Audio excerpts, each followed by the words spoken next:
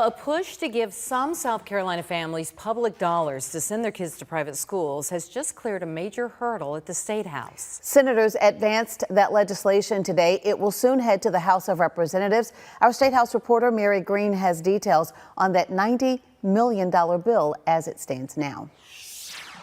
Today's vote along party lines to give this bill second reading. Essentially passing it comes after more than 2 weeks of debate in the Senate. There will be children whose lives will be changed for the better because of this bill. The bill would give up to 15,000 students a year $6,000 in state money in an education scholarship account to pay for private school tuition and other allowable costs. As the bill was written before, students would need to be Medicaid eligible or have an IEP to qualify. But during debate, senators dropped the IEP eligibility and expanded income eligibility to eventually include families making up to around $129,000. This is the core of the middle class in South Carolina. These are folks who ought to have the opportunity to send their children to a school of their choice by way of the program we're discussing here today. I think the fundamental question is not that.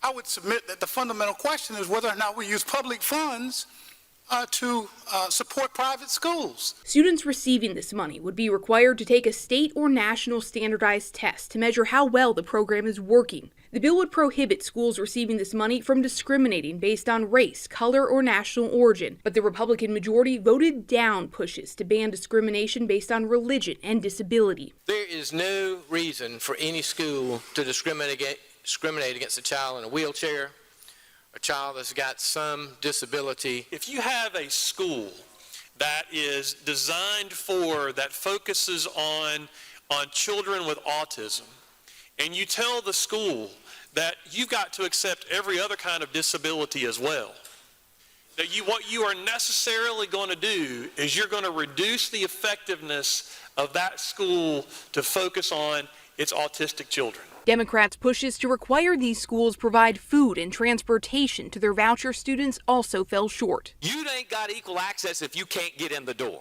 Senators will have to give this bill one more formal vote tomorrow before sending it over to the House of Representatives. Reporting from the State House, I'm Mary Green.